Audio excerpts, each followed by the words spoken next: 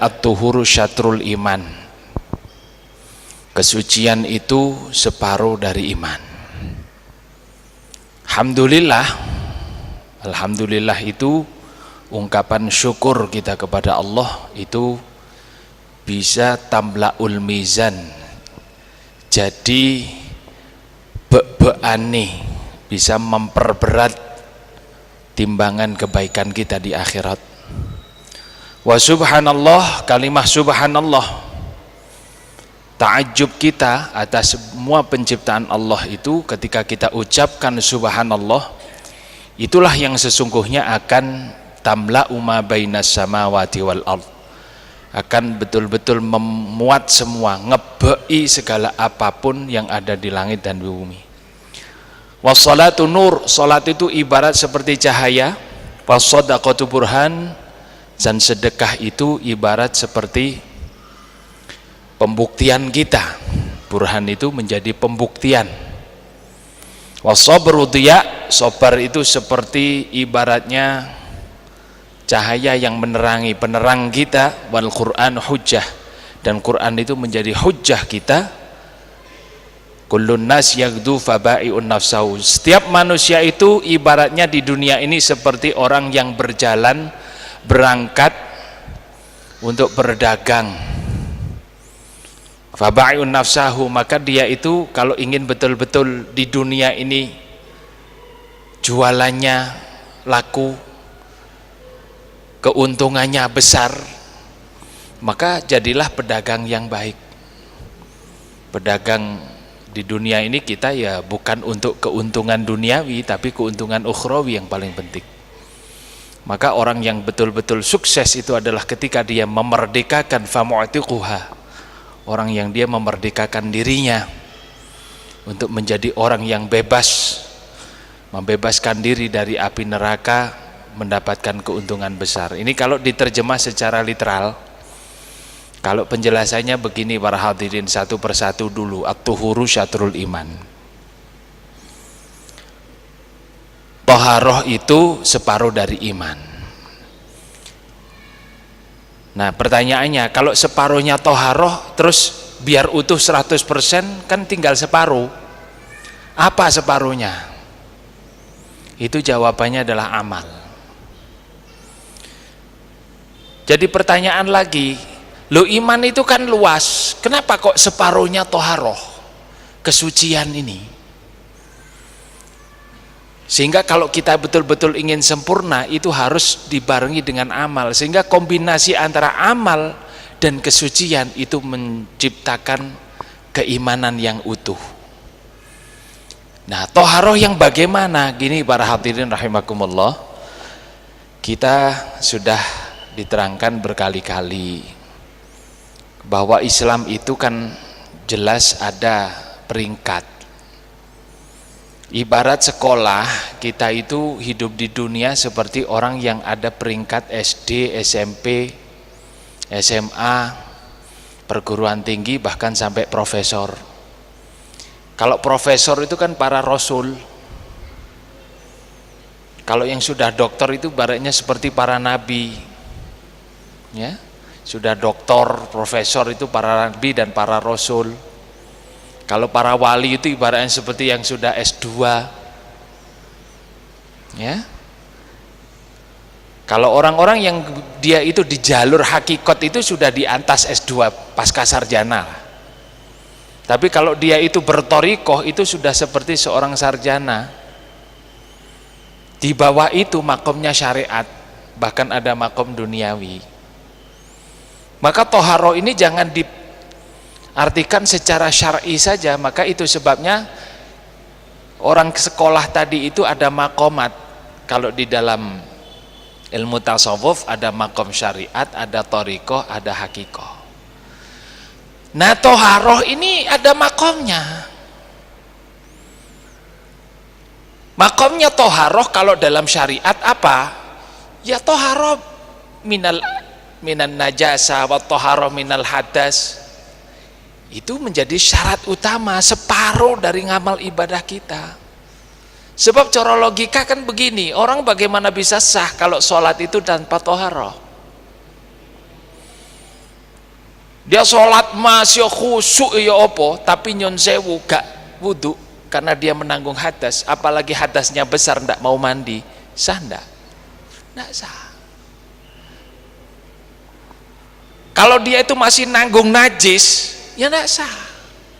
Khusyuk bagaimana kalau seseorang itu dia dalam kondisi perempuan, katakanlah lagi menstruasi kok sholat, ya ndak sah. Maka itu larangan.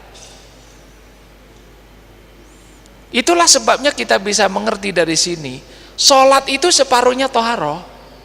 Kalau kita mensucikan diri kita dari najis, dari hadas besar maupun hadas kecil, maka itu semua yang kita lakukan berupa amal ibadah itu akan menjadi sah semua. Maka hakikat dari sholat itu sendiri, yang itu merupakan cerminan, gambaran dari keimanan utuh dari seseorang, maka menjadi utuh 100%. Ini yang disebut at-tuhuru syatrul iman. Pertanyaannya kan begini juga, kok toharoh kan bukan nadhofah? Nadhofah dengan toharoh lain. Sebab kalau di dalam bahasa syariat, Rasulullah itu sudah begitu agung. Allah itu tidak pernah dalam Al-Quran itu menyebut nadhofah. Nadhofah itu bersih, kalau toharoh suci. Justru dalam Al-Quran yang disebutkan itu pasti toharoh. Innallaha yuhibbut tawwabin wa yuhibbul mutatahhirin. Sampai urusan dohir juga. Ya ayyuhal mudaththir qum fa'anzir wa rabbaka fakabbir wa thiyabaka fatahhir. Muhammad bangun. Itu ketika beliau setelah pulang dari Gua Hira. Bangun. Wa rabbaka fakabbir. Ayo takbir sama Allah. Agungkan Allah, aku ini Tuhanmu. Wasiyabaka fatahhir, cucikan, sucikan. Siyab itu zahir padahal, kenapa kok harus suci? Dari sini kita bisa paham ternyata kalau logika orang akan berbicara, suci itu pasti bersih. Kalau bersih belum tentu suci. Orang kafir itu bersih-bersih, apalagi ya kalau kita lihat di wong putih-putih lah. Mbak Ute putih-putih gitu kan, ya kan, bersih-bersih gitu. Bersih, tapi apakah dijamin suci? Belum tentu. Wong ternyata juga kalau orang kafir cewek ya kadang nyon sewu ya, mek godhek tok ngono beres. Apakah dijamin sucinya? Enggak. Tapi kalau orang suci pasti bersih, ya.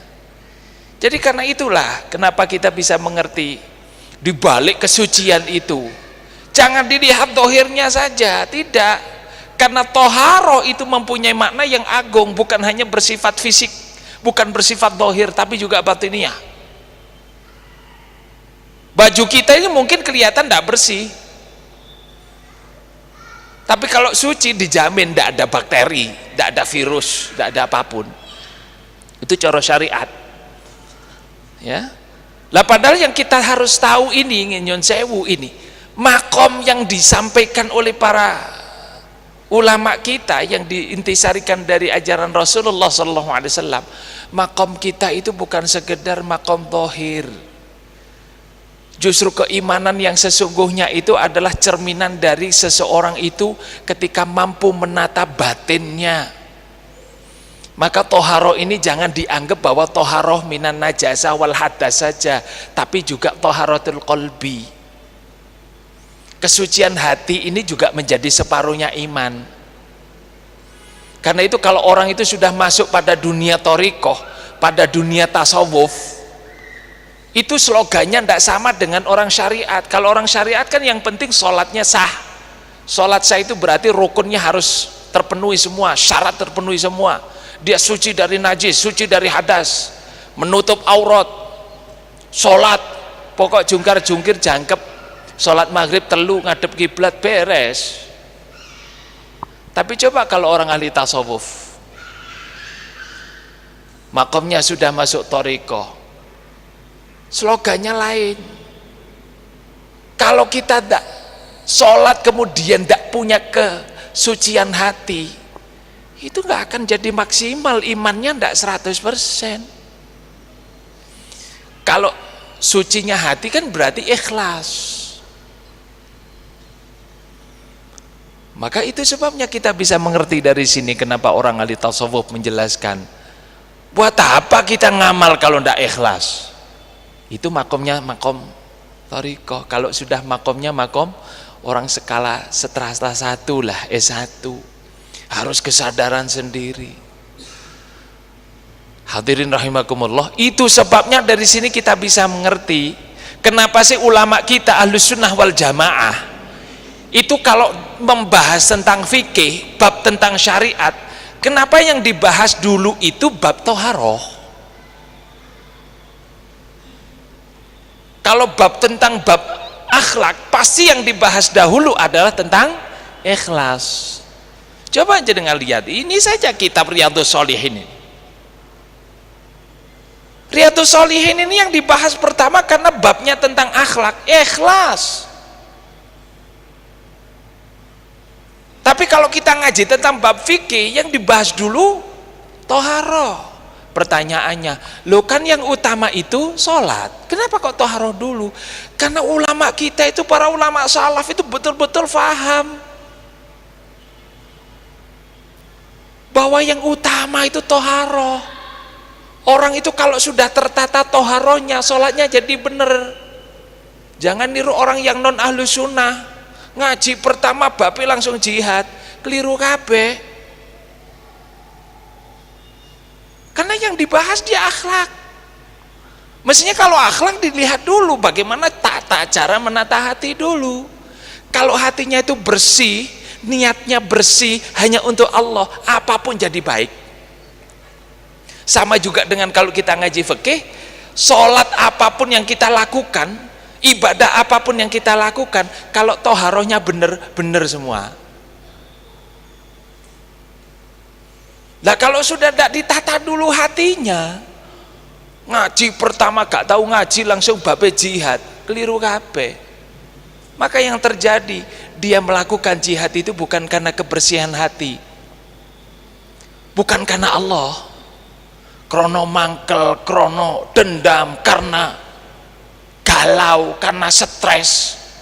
Lah wong stres kongkon jihad, ya nyolong sepeda motor kayak jihad. Katanya demi li'ila'i kalimatillah. Ini modelnya ya apa? Ya tuh. Dalam sejarah coba lihat, ndak ada pernah Kanjeng Nabi Muhammad itu lo nyolong motor, enggak ono. Karena hatinya ndak ditoto ini para hadirin. Maka itulah sebabnya kita bisa paham dari sini. Ya, toharo itu utama. Ngaji pertama babi amar ma'ruf nahi mungkar. Kalau tidak bersih hatinya, disalahgunakan. Pokok pondok Allahu Akbar ngobongi sembarang. Sampai orang awam bingung, ternyata kalau Allahu Akbar itu ngobong sepeda motor. Jadi para hadirin rahimakumullah, ini loh, kita itu harus bangga jadi orang Ahlus Sunnah. Ngaji pertama itu harus berurut. Maka itu sebabnya kalau jenengan itu dulu yang ada S1 lah, dalam dunia logika itu kan sudah ada bahwa ilmu pengetahuan itu harus sistematis kalau bahasa kampus. Jadi filosofis, sistematis, logis gitulah bahasa kampusnya itu. Sistematis itu penting. Kenapa? Karena memang nyun sewu dalam agama itu juga butuh sistematika, ada urutan. Sama kalau kita itu belajar, orang ngaji agar bisa baca Al-Quran itu kan harus sistematis. Dari bagaimana dia alif dulu, jangan langsung ya. Orang tidak pernah baca Al-Quran langsung disuguhi Quran, stres. Maka baca Iqra dulu, Qiroati dulu, Al-Barqi dulu, yang Bu'a dulu, Bil Qalam dulu itu. Dan itu pun ada sistematika, jilid 1 dulu, baru kalau sudah lulus, kedua, ketiga, dan seterusnya. Kalau tidak begitu salah. Orang tidak pernah belajar syariat, langsung belajar hakikat, keliru jadinya. Langsung begitu merasa dirinya sudah hebat, ngaku jadi Nabi Isa, merasa dirinya sudah paling hebat. Oh saya dapat wahyu, iki bab fikih, bab toharo gak ngerti, ngaku jadi Nabi. ya toh, belum pernah merasakan bagaimana hidup yang bagaimana, tentang sabar bagaimana. Orang itu tidak akan diangkat jadi nabi kalau tidak punya kesabaran. Lah kok wong kok ngaku jadi nabi, caranya ngetes apakah nabi bener atau enggak, gampang, cubles peniti. Kalau dia atuh berarti duduk nabi, gampang.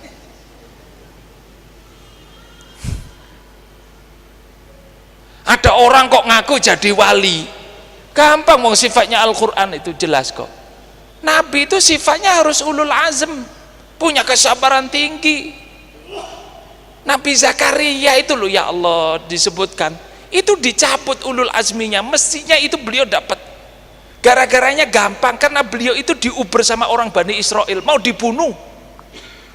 Begitu mau dibunuh diuber-uber, ngersolo, ya Allah saya kok dikejar-kejar mau dibunuh.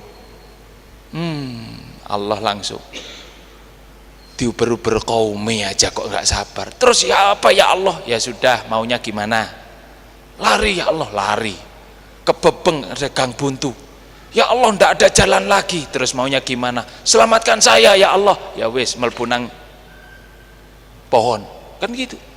Masuk ke pohon, begitu sudah masuk, Bani Israel pinter, tadi di sini terus ndak ada sekarang. Wong dia itu nabi, paling masuk ke pohon, langsung digeraji sama Bani Israel,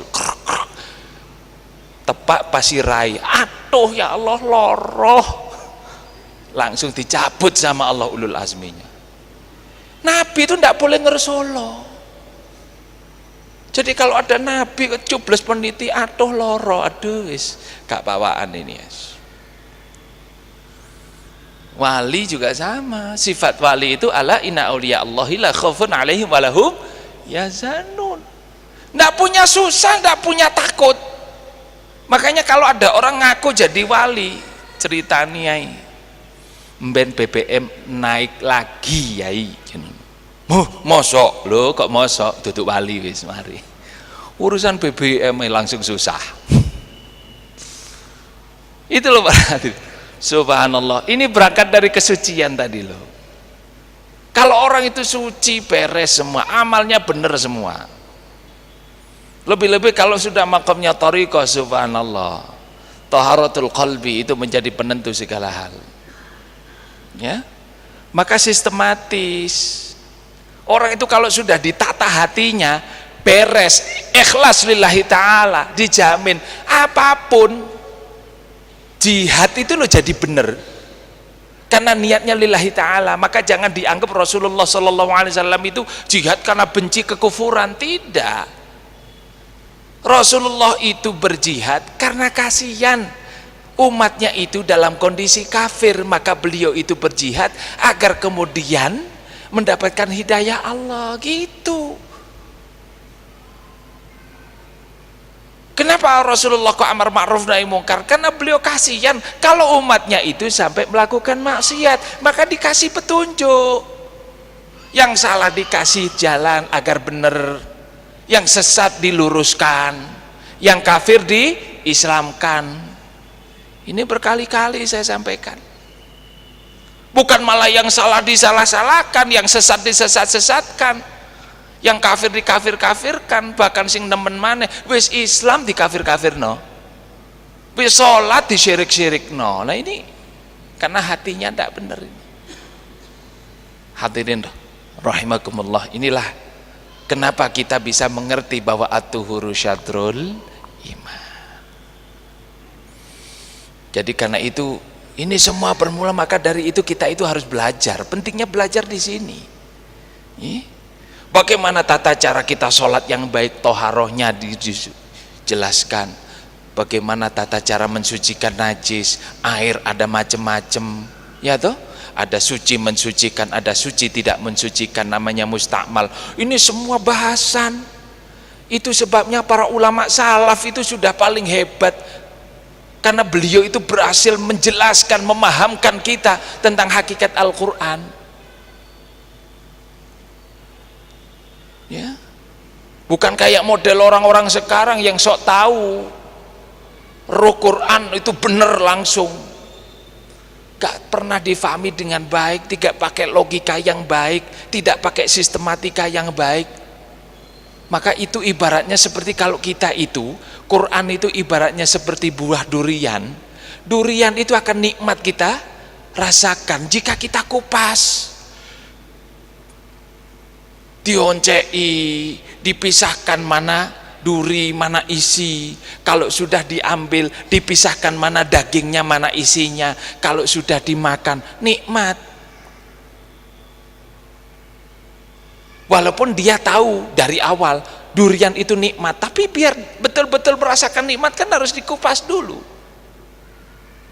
Lah kalau orang itu dikasih tahu langsung, oh durian itu nikmat, gak ngerti corone, diwurui ora gelem. Itu ibarat durian, dia tahu durian itu nikmat, tapi langsung diemplok, wungkul, kelelekan, mendem. Nah itulah para hadirin rahimakumullah. Yang kedua, walhamdulillah tamlaul mizan. Alhamdulillah itu merupakan bentuk kesyukuran, ya. Kalau dalam hadis disebutkan kalimatun khafifatun tsaqilatun fil mizan, alhamdulillah. Alhamdulillah itu ungkapan bagaimana kita itu menjadi orang yang bersyukur sebetulnya. Jadi kalau dipelajari secara dalam, alhamdulillah itu bentuk terkecil dari seseorang itu ketika dia bersyukur. Nah pertanyaannya begini, lah kok nyun sewu kok iso dadi bebekane timbangan? Ini pertanyaannya. Dari mana itu? Jadi begini para hadirin, orang itu syukur itu kan lain dengan tidak. Sama-sama ketika kita beribadah, sama-sama ketika kita menjalankan sholat, apakah kemudian akan bentuknya sama, hasilnya sama? Bahkan nyun sewu, apakah juga pahalanya sama yang nanti juga dijamin ketika kita itu di yaumul. Tapi kalau dia niatnya syukur, lain. Belum lagi kalau dia itu sholatnya dalam kondisi jamaah, nyun sewu nih, podo-podo jamaah. Yang satunya karena terpaksa, soalnya mek kepingin gugurno kewajiban. Maka yang terjadi apa? Ya dia sholat. Ketika jamaah itu agak lama sedikit, nyun sewu rodok suwe, sopo tadi imami, gremeng. Karena dia motivasinya untuk menggugurkan kewajiban.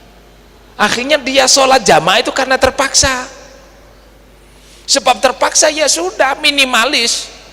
Kualitas yang dia lakukan juga minimalis semuanya.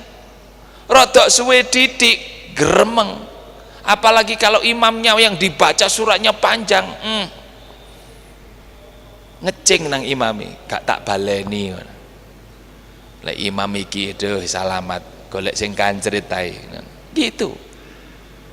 Tapi coba kalau orang syukur, enggak, bukan begitu ya Allah. Dia betul-betul bersyukur dalam hati. Saya ibadah ini karena Engkau memberikan nikmat yang besar kepada saya ya Allah. Kalau dilihat dari nikmat yang Kau berikan ya Allah, enggak akan sebanding ya Allah. Begitu dia, hatinya akan selalu berkata begitu.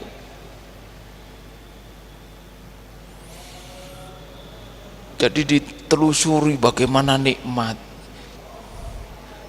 Jangankan dapat rezeki, tidak dapat rezeki pun seorang yang abdan syakuro, dia itu orang yang bersyukur, pasti dia akan selalu meneliti berapa banyak nikmat yang dia dapatkan. Alhamdulillah saya dapat iman. Maka dia orang yang bersyukur. Dia akan bersyukur kepada Allah, bersyukur kepada sebab musabab yang memberikan dia iman. Kalau dia diberi rizki, maka dia akan bersyukur kepada Allah. Alhamdulillah, sebab musabab datangnya rizki semua disyukuri. Maka dia ibadah, ya Allah, saya sholat ya Allah karena tidak sebanding dengan apa yang saya lakukan. Lawung nikmat niki kathah ya Allah. Nikmati akeh, sego sing dipangan pirang ton wisan mulai biyen. Kan gitu. Berapa banyak tontonan nasi yang sudah dia makan, itu semua dari Allah. Maka ketika dia itu betul-betul ingat, takbir, Allahu Akbar. Enggak karena apa-apa, karena syukur. Ini masih akan hasilnya akan berbeda. Gitu loh. Bahkan kalau dia tahu bersyukur, sholat itu, ya Allah, karena bentuk orang syukur itu adalah ketika dia itu sholat dengan zikir kepada Allah. Kalau dia itu betul-betul tahu bahwa tujuan sholat itu adalah berzikir, maka dia akan sadar, ya Allah, saya sholat niki, ya Allah, tujuannya zikir, ingat pada jenengan, ya Allah, lah kok kurang ilingi, maka dia akan menambahkan zikir setelah sholat. Kalau orang tidak syukur, mari sholat, pokok mari semakin cepat semakin baik.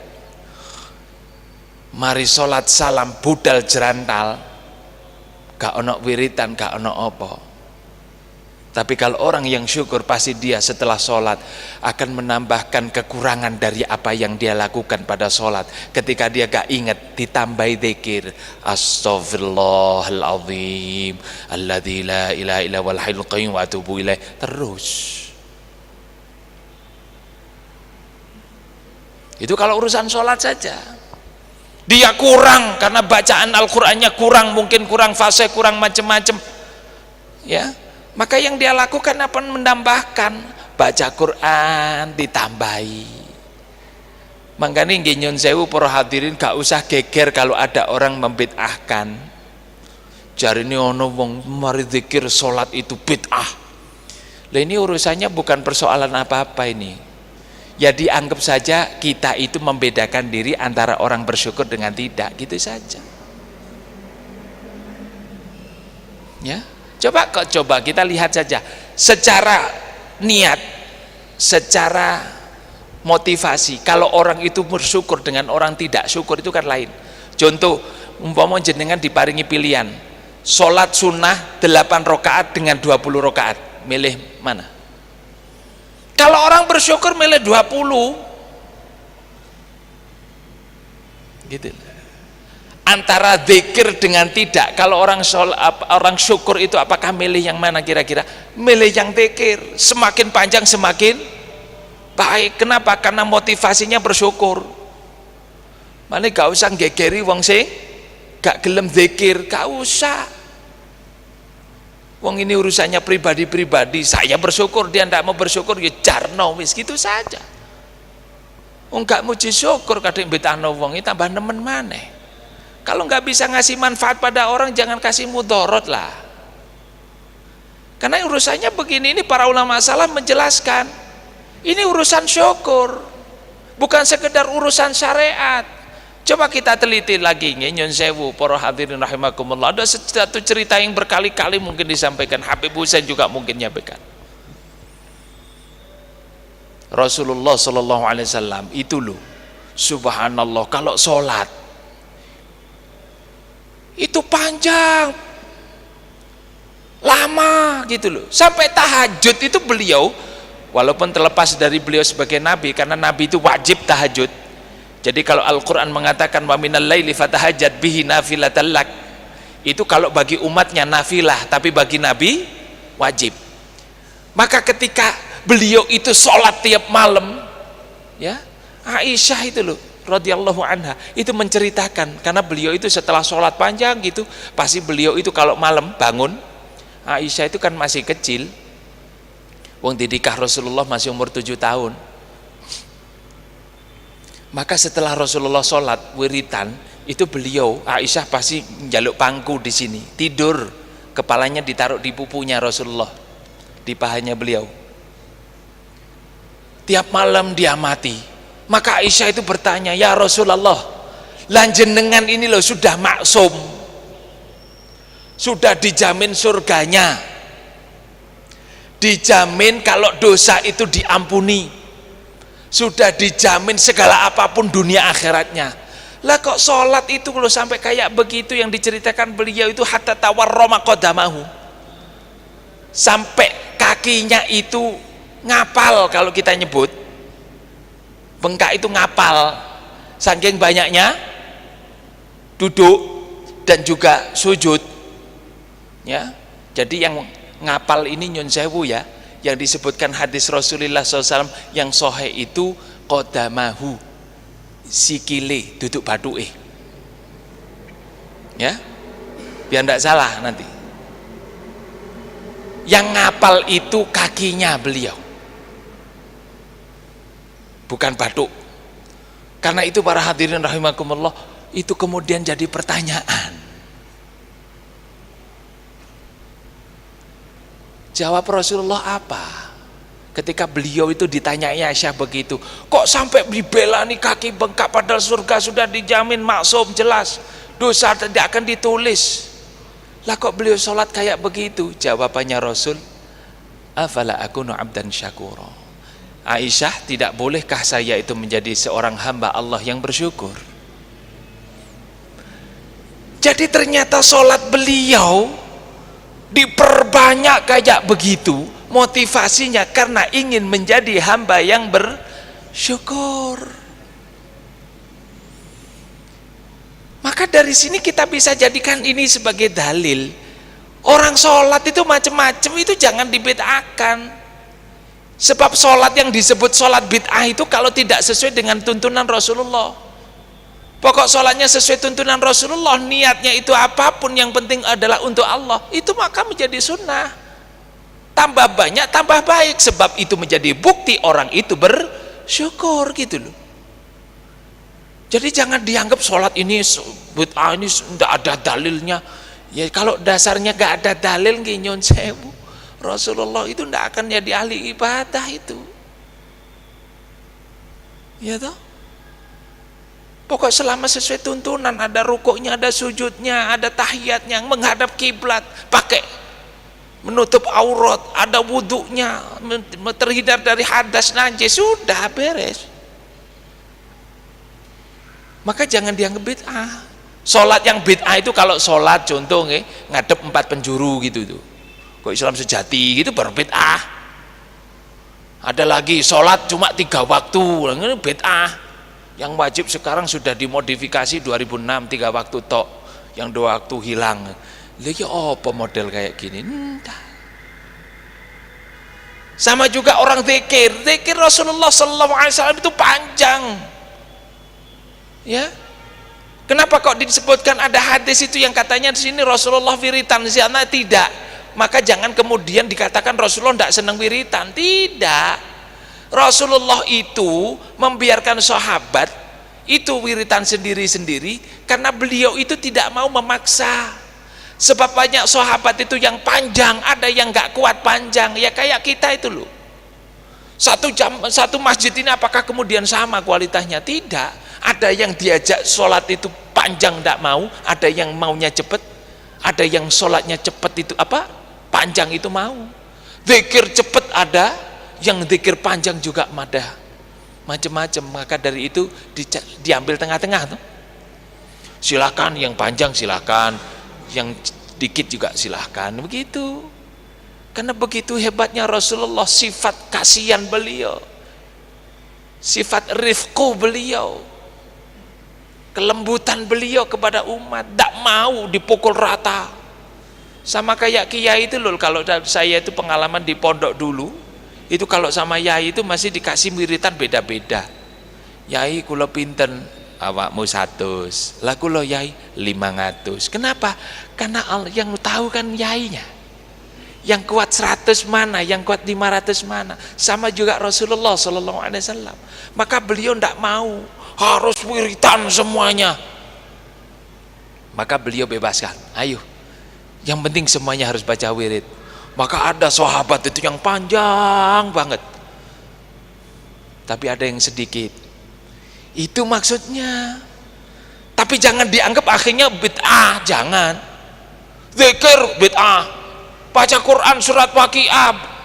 Lah orang awam kan biasanya baca Waqiah kayak cek rezeki lancar gitu. Di bid'ah no jarin. Yuk ketemu sekarang orang baca Quran bid'ah. Coba. Masa ada orang baca Quran bid'ah? Di mana-mana baca Quran itu setiap huruf ada pahala. Yang bid'ah itu justru baca Quran, bukan baca Quran. Baca Quran tidak diapa-apakan nih, baca Waqiah dibid'ahkan. Ini karena itu para hadirin, ini urusannya bersyukur. Sama juga dengan puasa, juga sama.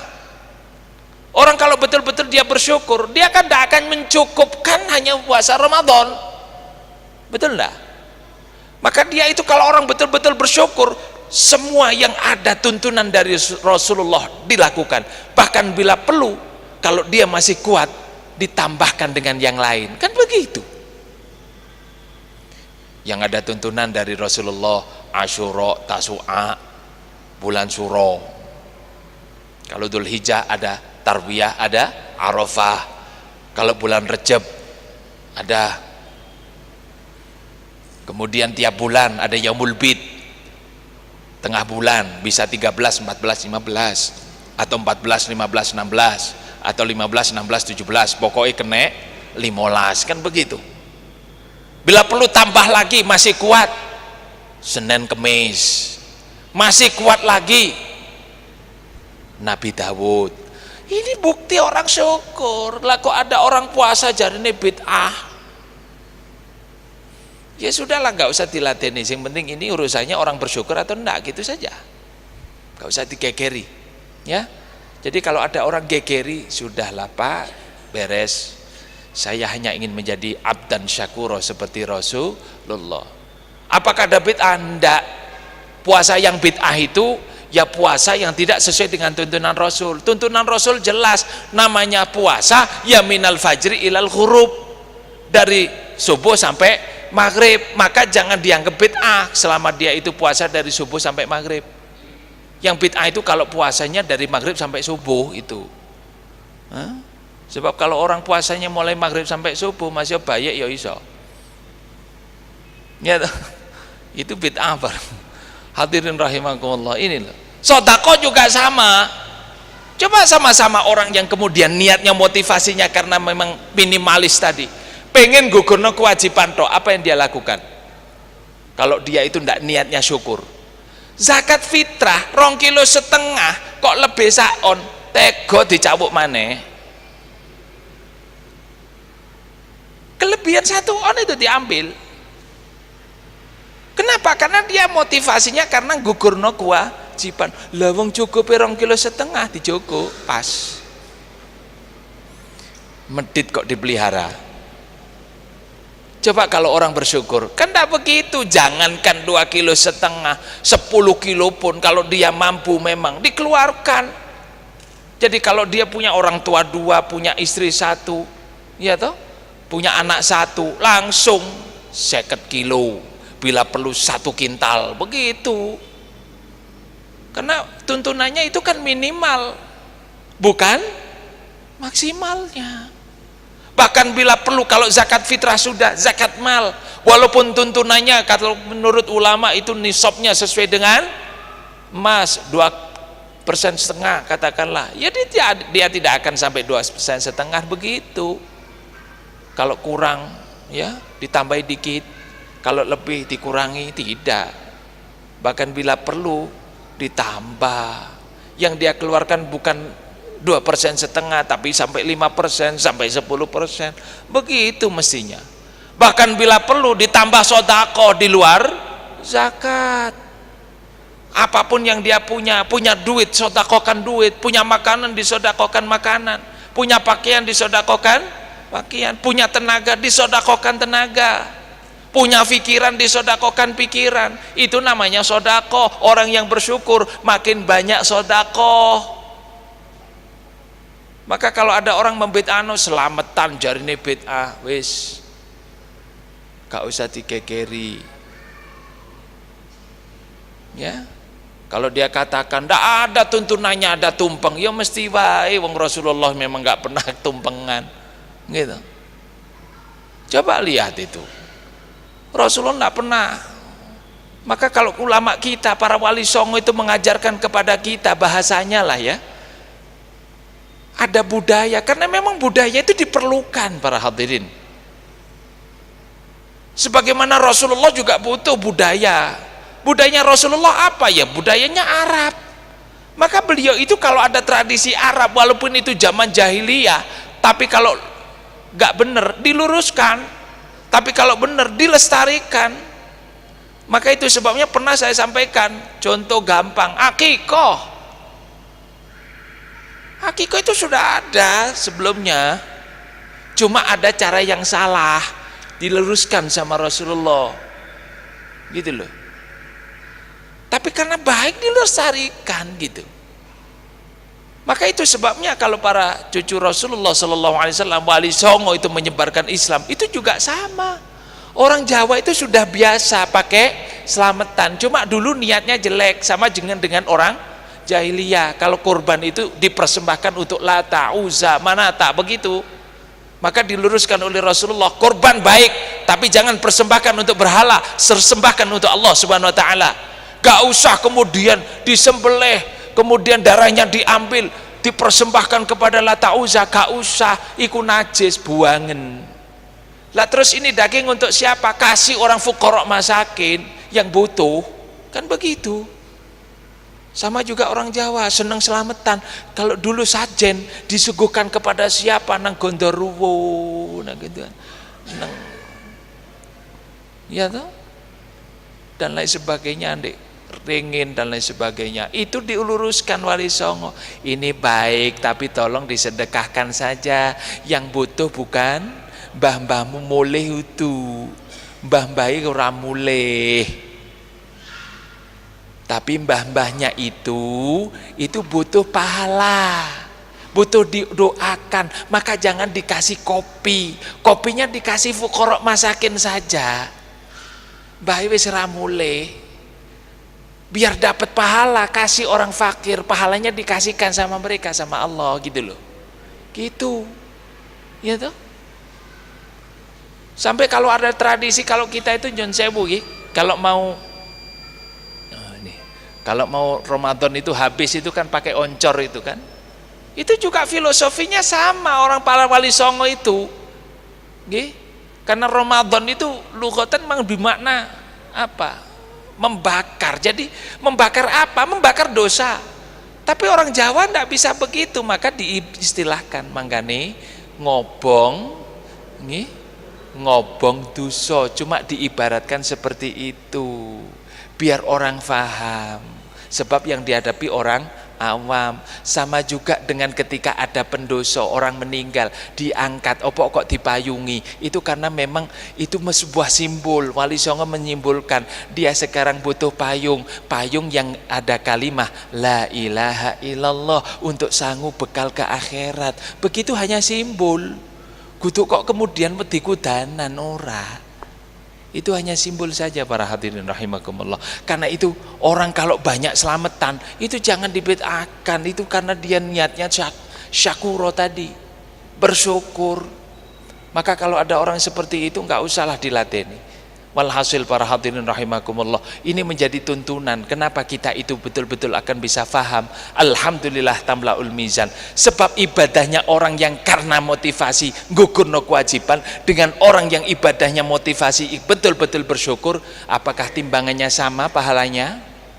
Tidak. Maka itu sebabnya kalau kita betul-betul pengen di akhirat nanti timbangan kita berat, pahala kita banyak, monggo, ibadah boleh sama tapi kualitas harus berbeda. Bagaimana kualitas berbeda? Monggo kita niatkan ibadah kita itu dengan niat syukur lillahi ta'ala, selain toharoh tadi yang sudah disebutkan, dengan kita berikhlas. Semoga bermanfaat. Al-Hadiniyah Al-Fatihah.